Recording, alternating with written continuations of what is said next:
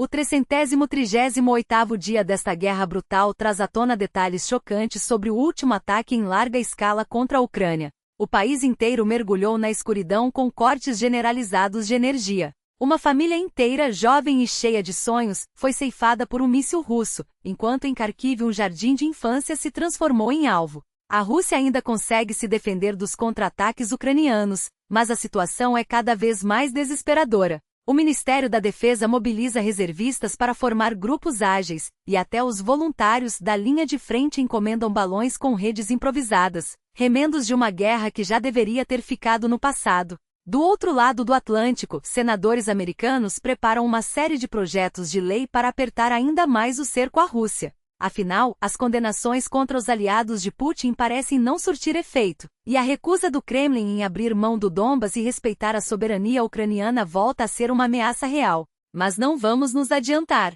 Em Pokrovsk, sob fogo cerrado, as forças ucranianas avançaram, capturando posições estratégicas e fazendo 50 prisioneiros. Apesar disso, a cidade segue em situação crítica, com os russos pressionando nas laterais, mas pagando um preço altíssimo em vidas. Os neonazistas do regimento Azov, aliás, mostraram na prática o que vale a tática russa: avanços lentos, previsíveis e sangrentos. Enquanto isso, na Rússia, veteranos de guerra são obrigados a bater de porta em porta para conseguir um laudo de invalidez e algum tipo de auxílio. Outros, sem controle, agridem civis sem motivo aparente, e as autoridades simplesmente alegam incapacidade mental. É mais fácil rotular do que assumir que o problema está no sistema. Afinal, se até os sãos do exército russo agem como se tivessem perdido o juízo, o que dizer do resto? Mas voltemos aos fatos. As forças aéreas ucranianas relataram que na madrugada do dia 22 de outubro, a Rússia lançou 415 drones e 28 mísseis contra o país. Destes, 55 atingiram seus alvos, incluindo áreas residenciais. Entre os projéteis, 15 eram mísseis balísticos, dos quais apenas 6 foram interceptados, uma taxa de sucesso de 40%. Lembram-se da polêmica em setembro, quando a mídia ocidental alardeou que a Ucrânia havia derrubado apenas 6% dos mísseis russos? Na época surgiram teorias mirabolantes. As armas russas teriam se tornado imprevisíveis, mudando de trajetória no ar. Pois bem, desta vez, os mísseis voaram em linha reta, especialmente sobre Kiev, onde sistemas como Patriot e Iris-T oferecem cobertura. Se considerarmos apenas os lançados contra a capital, a taxa de interceptação seria ainda mais impressionante. Infelizmente, é impossível proteger toda a infraestrutura crítica da Ucrânia com sistemas de defesa antiaérea. O problema não são apenas os mísseis, mas a quantidade absurda de drones. Mesmo com esforços do governo Zelensky para adquirir mais equipamentos, é inviável cobrir todo o território. Quando vocês veem notícias dramáticas sobre nenhum míssil interceptado, lembrem-se, isso significa que a Rússia não atacou alvos protegidos por sistemas modernos. As demais investidas miraram instalações energéticas, como confirmou o presidente ucraniano. Além disso, vários prédios residenciais foram atingidos, incêndios em Zaporíjia, danos em edifícios de Kiev, hospitais infantis em Chernihiv, Dnipropetrovsk, Kirovorad, Poltava, Vinnytsia, Cherkasy e Sumy Zaporíjia foram afetados. A empresa estatal de energia ucraniana anunciou cortes de emergência em várias regiões, substituídos mais tarde por esquemas de racionamento programados. O caos nos transportes também é evidente. Trens circulam com atrasos e rotas alteradas. Segundo fontes, os ataques russos miraram diretamente a infraestrutura energética, incluindo subestações em Kiev, usinas de gás em Konotop e Kremenchuk, além de instalações em Dnipro, Zaporíjia e Kamiansk. O Ministério da Defesa russo, em mais uma declaração cínica, justificou os ataques como resposta a ações terroristas, e alegou ter atingido alvos ligados ao complexo militar industrial ucraniano. Mas os fatos falam por si. Na mesma noite, Kiev sofreu um novo bombardeio combinado, com mísseis balísticos e drones. O prefeito Vitaly Klitschko informou que destroços caíram no pátio de um prédio residencial no distrito de Podil, matando uma pessoa e ferindo outras 10. 3 horas após o ataque, equipes de resgate ainda trabalhavam no local. Em outra tragédia, uma família inteira foi dizimada em Kiev. Um casal, sua filha de 6 meses e uma sobrinha de 12 anos morreram quando um míssil atingiu sua casa no distrito de Bucha. A avó e outra jovem sobreviveram, mas o cenário é de desolação. Pelo menos 3 civis ficaram feridos. Em Kharkiv, um jardim de infância particular foi alvo de um drone, provocando um incêndio. Todas as 48 crianças foram evacuadas a tempo, mas imagens mostram a destruição completa do local. Um prédio residencial e um depósito também foram atingidos. Não há desculpa possível para um ataque a uma creche. É um ato de crueldade deliberada, um tapa na cara de quem ainda acredita em soluções pacíficas. Na região de Sumy, um ataque noturno atingiu uma instalação crítica, provocando um incêndio que foi controlado sem vítimas. Horas antes, um míssil caiu sobre uma via movimentada, ferindo 9 pessoas e destruindo mais de 10 veículos. Em Zaporíjia, pelo menos 15 pessoas ficaram feridas após novos bombardeios, com incêndios em vários bairros residenciais. Em Ismail, na região de Odessa, drones russos provocaram incêndios em instalações energéticas, mergulhando a cidade na escuridão. A guerra não dá trégua, e cada dia traz novas provas da barbárie russa. Enquanto isso, o mundo assiste e precisa agir. Apoie a resistência ucraniana, compartilhe informações, pressione seus representantes. A liberdade não se defende sozinha. Os ataques não poupam alvos estratégicos. Em Mykolaiv, instalações portuárias foram atingidas, mas, desta vez, sem vítimas, 23 abrigos continuam operando para garantir a segurança da população.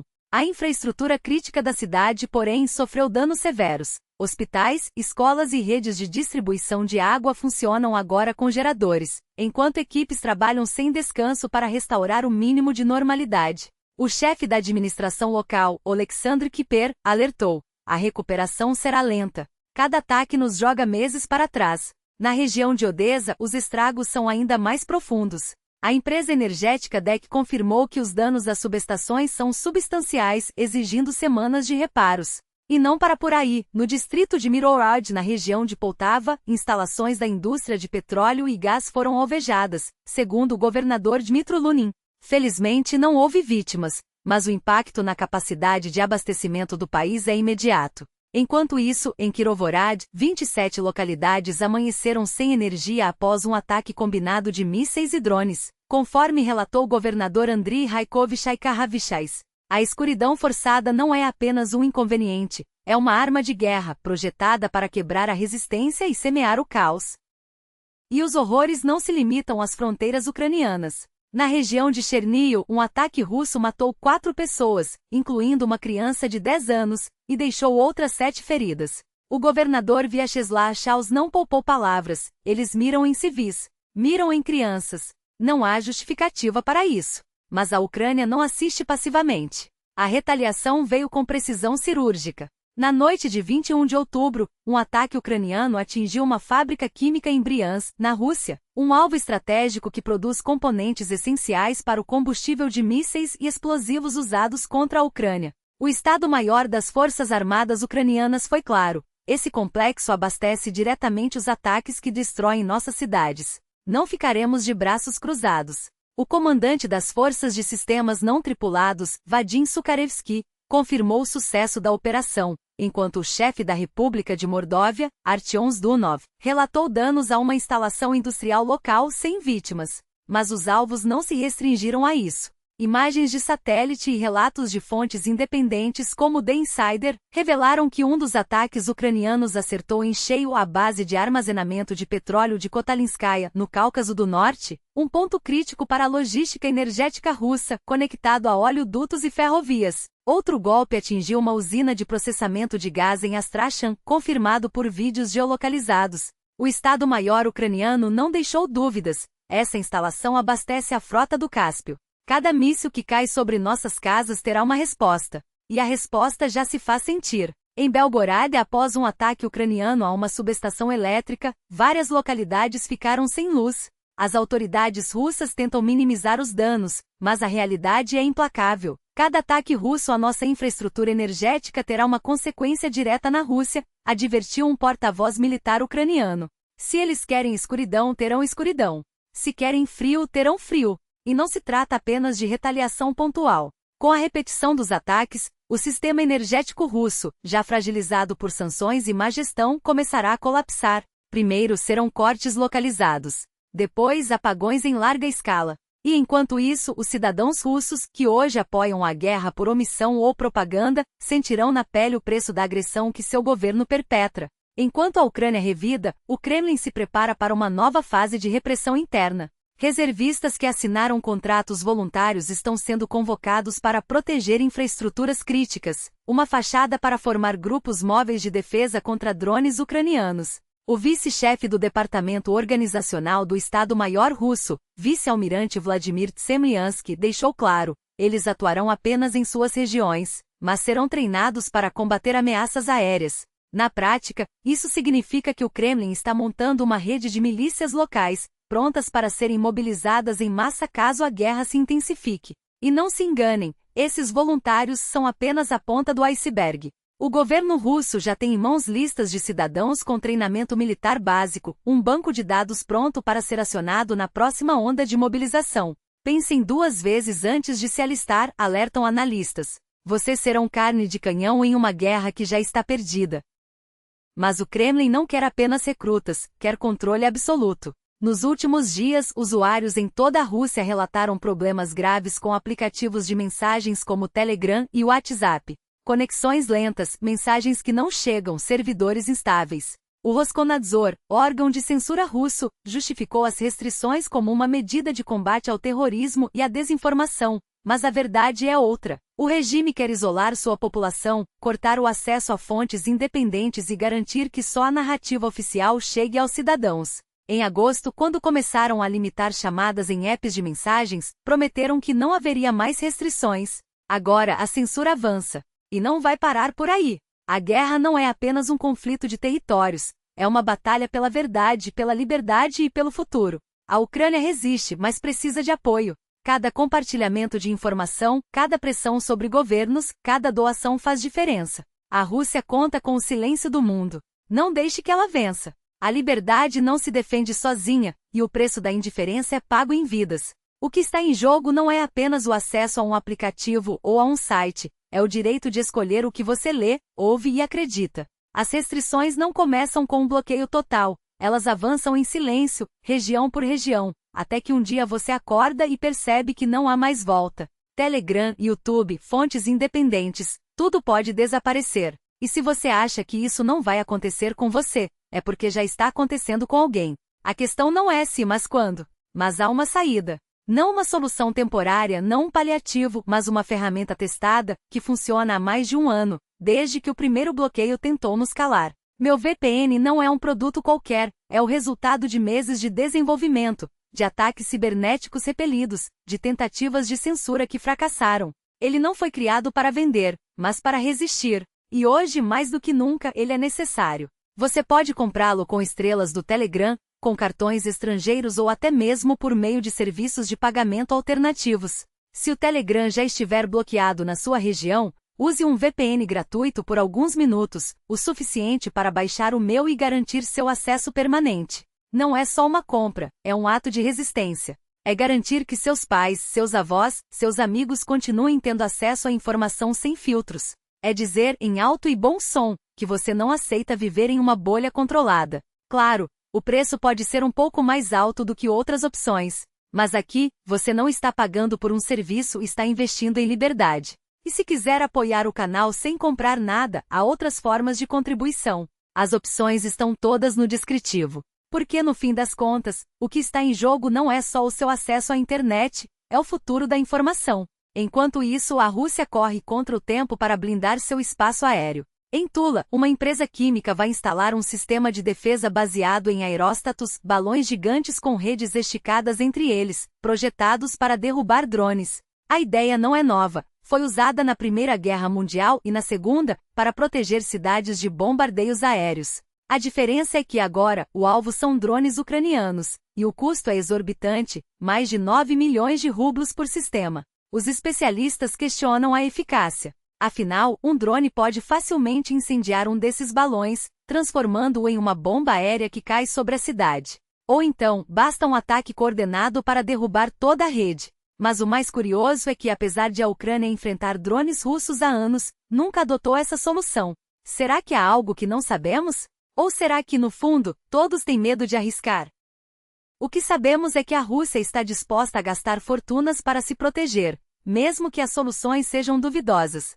Enquanto isso, nos Estados Unidos, o Senado se prepara para aprovar 3 projetos de lei que podem mudar o rumo da guerra. O primeiro classificaria a Rússia como um estado patrocinador do terrorismo por causa do sequestro de crianças ucranianas. O segundo imporia sanções econômicas à China por apoiar a máquina de guerra russa. E o terceiro permitiria o uso dos ativos congelados de Moscou para financiar a reconstrução da Ucrânia. O Congresso está pronto para agir, mesmo que a Casa Branca ainda hesite. E isso é crucial, porque cada dia de inação é um dia a mais de sofrimento para os ucranianos. Cada medida que não é tomada é uma vitória silenciosa para Putin. Os senadores sabem disso. E agora, com a visita não programada do secretário-geral da OTAN a Washington, o momento é ainda mais estratégico. A guerra não se vence apenas no campo de batalha. Ela se vence com pressão política, com sanções que apertam, com apoio que não cessa. E, acima de tudo, com a certeza de que o mundo não vai desviar os olhos. Porque a liberdade não é um luxo, é uma necessidade. E quem a defende hoje garante que ela existirá amanhã. É um sinal claro. Moscou não apenas testa suas capacidades, mas também envia uma mensagem calculada. E enquanto o Kremlin ostenta seus mísseis em exercícios coreografados, o mundo não pode se dar ao luxo de ignorar o subtexto. Porque no jogo da dissuasão nuclear, não basta ter as armas, é preciso fazer o adversário acreditar que você está disposto a usá-las. Putin sabe disso. E como um jogador de xadrez experiente, move suas peças não apenas para intimidar, mas para dividir. Enquanto isso, na linha de frente, a realidade é bem menos teatral. Cada metro de solo ucraniano é disputado com sangue, cada vila reconquistada é uma pequena vitória contra a máquina de guerra russa. E, no entanto, mesmo nesses momentos de aparente estagnação, a dinâmica da guerra se revela nos detalhes. Quando as forças ucranianas retomam uma posição estratégica ou infligem perdas desproporcionais ao inimigo, não se trata apenas de números em um relatório. É a prova de que a resistência não apenas persiste, mas aprende, adapta-se, supera. E é justamente essa capacidade de adaptação que torna urgente o apoio ocidental. Não basta enviar armas, é preciso garantir que elas cheguem a tempo, que sejam suficientes, que transformem a defesa em contraofensiva. O acordo para a aquisição dos caças Gripen não é apenas um contrato militar, é um compromisso com o futuro. Com a certeza de que daqui a 10 anos, a Ucrânia não estará lutando com equipamentos obsoletos, mas com uma força aérea capaz de disputar o controle dos céus. E céus disputados significam menos bombardeios a civis, menos cidades arrasadas, menos famílias separadas pela violência. Mas a guerra não se decide apenas nos campos de batalha ou nos gabinetes de decisão. Ela se decide também na moral daqueles que a enfrentam. E é aí que os crimes russos se tornam ainda mais reveladores. Quando comandantes dão ordens explícitas para executar civis em fuga, quando soldados obedecem sem questionar, não estamos diante de excessos individuais.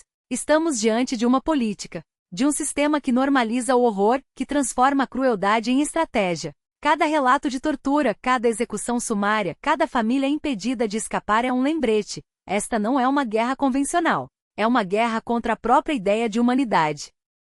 E é por isso que a resposta não pode ser apenas militar. Ela precisa ser política, econômica, moral. Cada sanção que aperta o cerco, cada investigação que documenta os crimes, cada voz que se levanta contra a impunidade é uma derrota para Putin. Porque, no fim das contas, ele não está lutando apenas pela Ucrânia. Está lutando para provar que o mundo pode ser dividido, que as regras podem ser ignoradas, que a força bruta ainda dita o destino das nações. E cabe a nós, a todos nós, provar que ele está errado. Apenas por perdas em combate, mas por uma combinação de fatores que vão desde a exaustão física e psicológica dos soldados até a dificuldade em recrutar novos voluntários.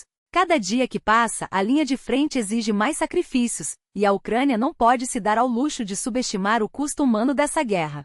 Enquanto isso, a Rússia joga suas fichas em uma estratégia de desgaste, apostando que o tempo e a pressão constante minarão a resistência ucraniana. Mas há um detalhe que Moscou insiste em ignorar. A Ucrânia não está lutando apenas com armas, mas com uma determinação que transcende números e estatísticas. Os avanços russos, quando ocorrem, são pontuais, frágeis e muitas vezes revertidos em questão de horas. Cada quilômetro conquistado custa rios de sangue e montanhas de equipamento destruído, sem que isso se traduza em uma vantagem estratégica real. As colunas mecanizadas, anunciadas como avanços decisivos, acabam se transformando em armadilhas móveis, alvos fáceis para drones e artilharia de precisão. E mesmo quando conseguem romper uma linha de defesa, a falta de tropas para consolidar o terreno torna qualquer ganho temporário. É como construir um castelo de areia à beira-mar. Por mais imponente que pareça, a próxima onda o arrasta de volta. Enquanto isso, a Ucrânia aprimora sua capacidade de contra-atacar nos momentos certos, explorando as fraquezas de uma máquina de guerra russa que, apesar de seus recursos, ainda sofre com problemas logísticos, comando centralizado e moral instável. Os ataques profundos em território russo, seja com drones, seja com operações especiais, não apenas causam danos materiais, mas abalam a confiança da população e das elites. Cada explosão em um depósito de munição, cada incêndio em uma refinaria, cada interrupção no fornecimento de energia é um lembrete de que a guerra não está confinada às trincheiras do Donbas. Ela está em Moscou, em São Petersburgo, em cada cidade onde as sirenes soam e as janelas tremem. E é justamente essa percepção que Putin mais teme. Não são as derrotas táticas que o assombram, mas a erosão do mito de sua invencibilidade. Quando oficiais russos em comunicações interceptadas começam a questionar a viabilidade da guerra, quando generais admitem em privado que os objetivos são inalcançáveis, quando a população se cansa de promessas vazias, o regime se vê forçado a dobrar a aposta, não porque acredite na vitória, mas porque sabe que qualquer recuo seria interpretado como fraqueza. É uma espiral perigosa, onde a única saída é seguir em frente, mesmo que isso signifique enviar mais homens para a morte em ofensivas sem sentido. Para a Ucrânia, o desafio é manter a coesão interna enquanto aguarda o apoio prometido pelos aliados. Cada atraso na entrega de armas, cada hesitação em fornecer sistemas de longo alcance, cada restrição imposta ao uso de equipamentos ocidentais em território russo é uma brecha que Moscou explora. Mas a história já mostrou que guerras não são vencidas apenas com superioridade material, mas com inteligência, adaptabilidade e, acima de tudo, com a convicção de que a causa é justa. A Ucrânia tem isso de sobra. O que falta agora é garantir que o mundo não se acostume com a guerra, que não a normalize como um pano de fundo inevitável, mas a encare como que ela realmente é. Uma batalha pela liberdade, pela soberania e pelo futuro de uma ordem internacional baseada em regras, não na lei do mais forte. Putin conta com o cansaço, com a distração, com a ilusão de que se esperar tempo suficiente, o Ocidente perderá o interesse e a Ucrânia sucumbirá. Mas ele subestima a resiliência de um povo que já provou, repetidas vezes, que não se curva. Subestima também a capacidade de uma aliança de nações livres de aprender com os erros do passado, de entender que apaziguar um agressor nunca traz paz, apenas adia o conflito. E, acima de tudo, subestima o poder de uma ideia simples, mas poderosa, a de que nenhum homem, por mais poderoso que seja, pode reescrever as leis da história sozinho. A Ucrânia está escrevendo a sua, e cabe a nós decidir se queremos fazer parte dessa narrativa ou assistir de braços cruzados enquanto ela se desenrola. Eis a continuação, mantendo o mesmo tom persuasivo e analítico. Mas não se enganem, o verdadeiro problema não está nos números de recrutamento, nem nas baixas em combate, e muito menos em supostas dificuldades logísticas. O cerne da questão é a deserção, um câncer que corrói as forças ucranianas de dentro para fora. E o mais preocupante? As soluções propostas por muitos analistas estão completamente equivocadas. Aumentar a mobilização não resolverá nada quando os soldados já convocados fogem das trincheiras. Os índices de deserção são alarmantes, e a falta de mecanismos eficazes de coerção, comparados aos métodos brutais, mas eficientes do Kremlin, deixa a Ucrânia em desvantagem. Do outro lado, a Rússia também sangra. As baixas continuam altas e o número de mortos, feridos e desaparecidos não diminui. A redução nos feridos não é sinal de melhora tática, mas sim de uma realidade ainda mais sombria. A qualidade dos cuidados médicos no front é tão precária que muitos não sobrevivem para serem contabilizados. E, no entanto, Moscou persiste em estratégias autodestrutivas, como a formação de brigadas fantasma, unidades mal equipadas e subdimensionadas que esgotam recursos humanos já escassos. Por que Kiev insiste nessa prática, mesmo após promessas públicas de abandoná-la? Não há explicação racional. É como se, em meio ao caos, alguém ainda acreditasse que repetir os mesmos erros trará resultados diferentes. Enquanto isso, o Kremlin joga seu próprio jogo. Novas formações militares são criadas, mas com apenas 70% de seus efetivos preenchidos, e a preparação dos recrutas é superficial. O mais intrigante, porém, é a criação de reservas estratégicas. Para onde serão enviadas? Para reforçar o fronte ucraniano, ou para uma eventual escalada contra a OTAN? A resposta pode estar mais próxima do que imaginamos. E é justamente sobre isso que precisamos falar. Hoje revelarei como seria um possível avanço russo, quais cidades estariam na mira, com que forças e, mais importante, O que a Aliança Atlântica poderia fazer para detê-lo? Para aqueles que vivem nos países bálticos, este será um alerta incômodo, mas necessário. A ameaça não é hipotética, ela está aqui, agora, e ignorá-la seria um erro fatal.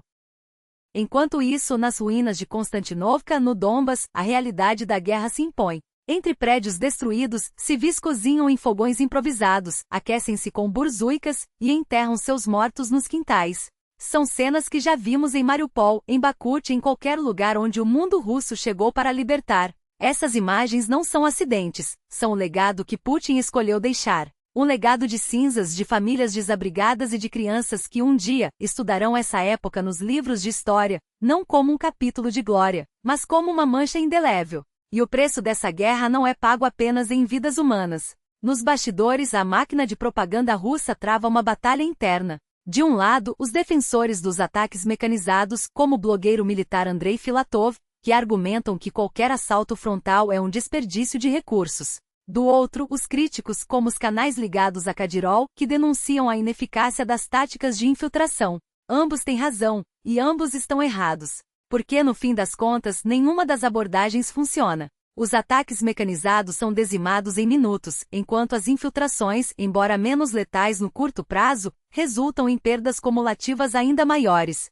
A diferença é que, enquanto o método deixa cadáveres espalhados pelo campo de batalha, o outro os esconde primeiro como desaparecidos, depois como baixas não confirmadas. Mas os números não mentem. No longo prazo, as perdas são 2 ou 3 vezes maiores. E por quê? Porque para o alto comando russo, o que importa não é a vitória, mas a ilusão de progresso. Cada quilômetro quadrado conquistado é uma medalha a mais no peito de algum general, um troféu para alimentar a narrativa de Putin. As vidas dos soldados são apenas peças descartáveis nesse jogo macabro. E é por isso que, mesmo quando as táticas falham, Moscou insiste nelas, porque parar significaria admitir o fracasso, e isso é algo que o regime não pode permitir. Enquanto isso, na retaguarda, os soldados ucranianos que sobrevivem ao fronte enfrentam outra batalha, a indiferença burocrática. Em cidades como Chadrinsk, veteranos mutilados lutam para obter documentos que reconheçam suas deficiências. Por quê? Porque o sistema, sobrecarregado e corrupto,